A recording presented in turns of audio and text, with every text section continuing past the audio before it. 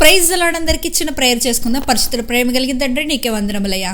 దేవా, ఈ సమయాలను చెప్పే నన్నుటిని పరిశుద్ధపరచు, వినేవారి చెవులు పరిశుద్ధపరచమని నజరేయుడైన యేసుక్రీస్తు నామంలో అడిగి వేడుకొనిచిన మా పరలోకపు తండ్రి, ఆమేన్. సో ఈ వీడియోలో ఏంటి అంటే ఇస్సాకు యొక్క మ్యారేజ్ గురించి మాట్లాడుకోబోతున్నాం.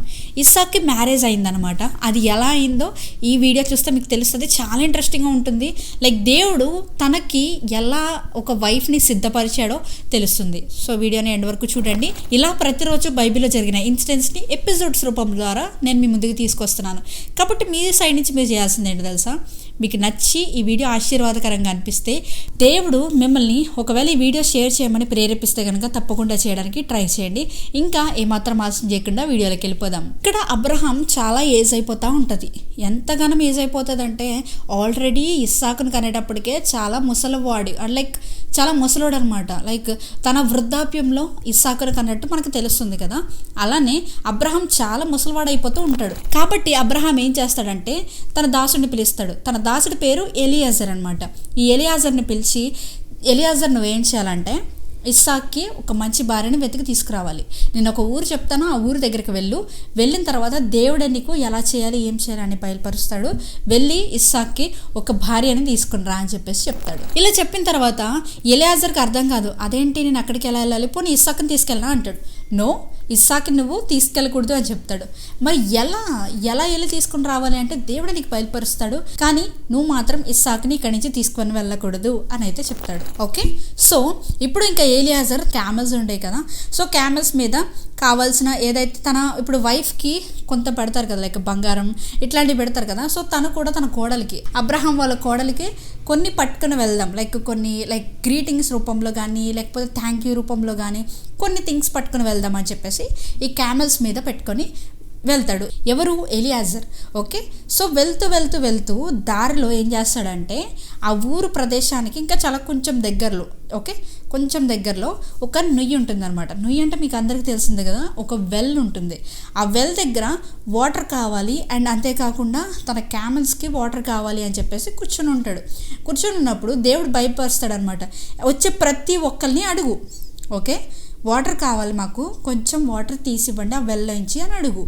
ఎవరైతే ఇస్తారో వాళ్ళని ఈ క్యామెల్స్కి కూడా పెట్టమని అడుగుదాం.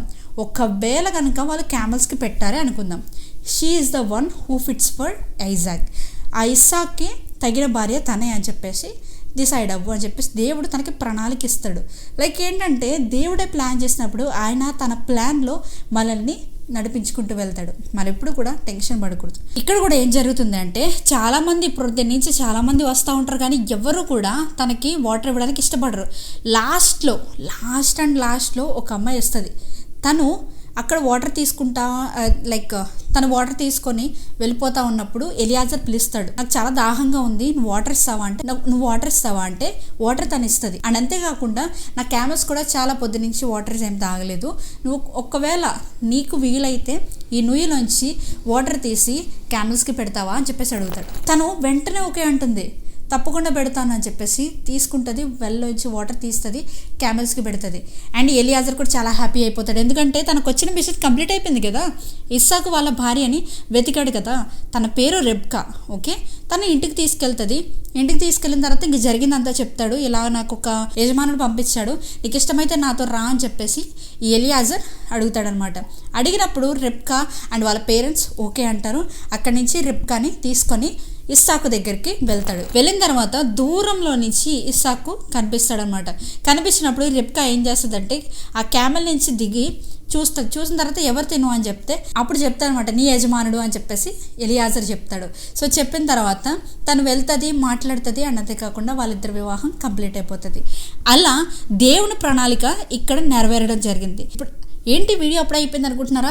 లేదు, ఇప్పుడే స్టార్ట్ అవుతుంది. మీరు ఈ స్టోరీ అంతా విన్నారు కదా. ఈ స్టోరీలో నేను మీకు ఒక చిన్న గ్లిమ్స్ ఇవ్వబోతున్నా. ఆ గ్లిమ్స్ ఏంటో తెలుసా? ఈ అబ్రహాం ప్లేస్లో దేవుని పెడదాం, అంటే యెహోవా ఆర్ ఫాదర్ని పెడదాం. ఓకే, సో ఇక్కడ కుమారుడు ఇస్సాకు ప్లేస్లో జీసస్ని పెడదాం, యేసుక్రీస్తుని పెడదాం. అండ్ అంతేకాకుండా ఆ ఎలియాజర్ ప్లేస్లో పరిశుద్ధాత్ముడిని పెడదాం, హోలీ స్పిరిట్. ఓకే, అండ్ అంతేకాకుండా మనల్ని రెబ్కా ప్లేస్లో పెట్టుకుందాం. ఓకే, సో ఇప్పుడు ఎలియాజర్ పని ఏంటి? ఇస్సాక్ని రిబ్కాని ఇద్దరిని కలపాలి కదా. అలానే హోలీ స్పిరిట్ పని ఏంటో తెలుసా? యేసయ్యను అండ్ అంతేకాకుండా మనల్ని ఇద్దరిని కలపాలి. సో ఇది అనమాట కాంటెక్స్ట్, మీకు అర్థమైంది అనుకుంటున్నాను. అండ్ అంతేకాకుండా సబ్స్క్రైబ్ చేసుకోకుండా చాలా మంది ఉన్నారు. ప్లీజ్ ఒకవేళ మీకు దేవుడు ప్రేరేపించి సబ్స్క్రైబ్ చేసుకోమని తెలియజేస్తే సబ్స్క్రైబ్ చేసుకోండి.